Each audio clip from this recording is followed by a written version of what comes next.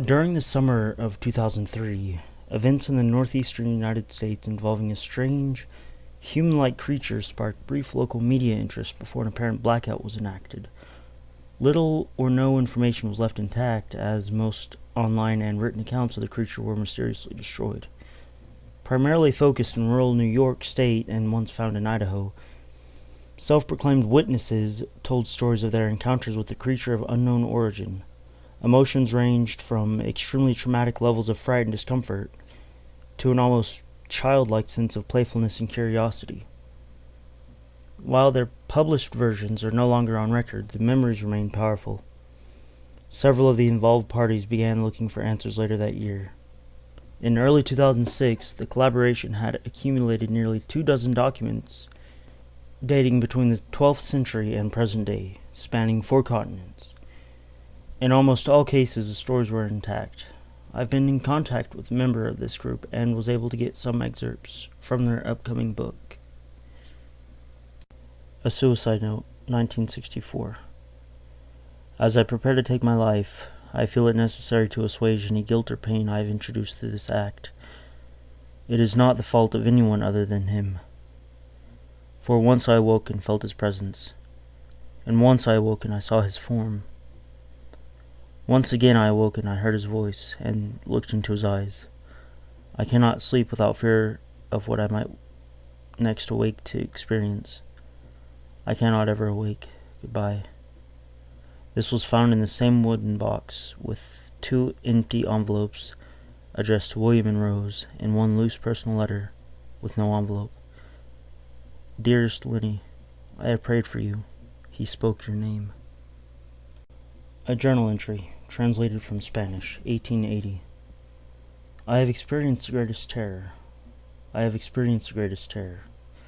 I have experienced the greatest terror. I see his eyes when I close mine.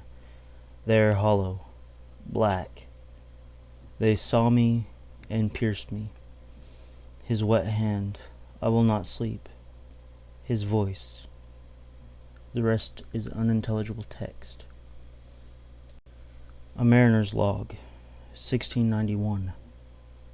He came to me in my sleep. From the foot of my bed I felt a sensation. He took everything. We must return to England. We shall not return here again at the request of the Rake. From a Witness, 2006. 3 years ago, I had just returned from a trip to Niagara Falls with my family for the 4th of July. We were all very exhausted after a long day of driving, so my husband and I put the kids right to bed and called it a night.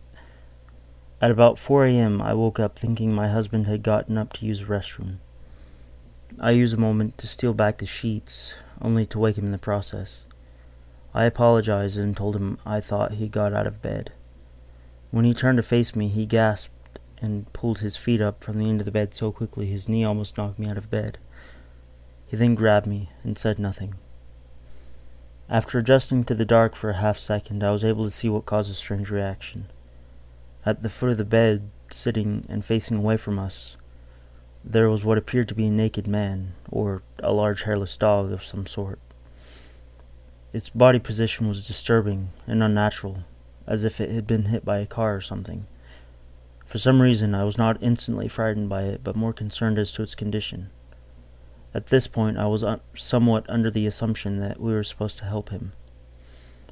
My husband was peering over his arm and knee, tucked into the fetal position, occasionally glancing at me before returning to the creature. In a flurry of motion, the creature scrambled around the side of the bed and then crawled quickly in a flailing sort of motion right along the bed until it was less than a foot from my husband's face. The creature was completely silent for about 30 seconds, or probably closer to 5, it just seemed like a while, just looking at my husband. The creature then placed its hand on his knee and ran into the hallway. Leading to the kids' room, I screamed and ran for the light switch, planning to stop him before he hurt my children. When I got to the hallway, the light from the bedroom was enough to see it crouching and hunched over about 20 feet away. He turned and looked directly at me, covered in blood. I flipped the switch on the wall and saw my daughter, Clara. The creature ran down the stairs while my husband rushed to help our daughter. She was very badly injured and spoke only once more in her short life. She said, "He is the Rake." My husband drove his car into a lake that night while rushing our daughter to the hospital. They didn't survive. Being a small town, news got around pretty quickly. The police were helpful at first, and the local newspaper took a lot of interest as well.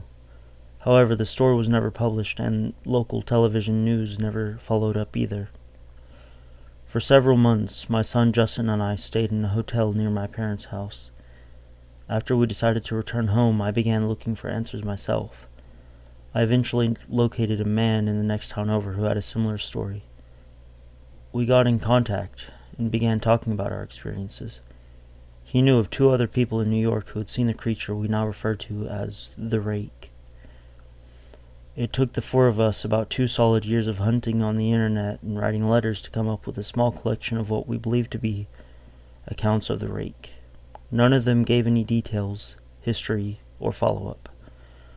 One journal had an entry involving the creature in its first 3 pages and never mentioned it again.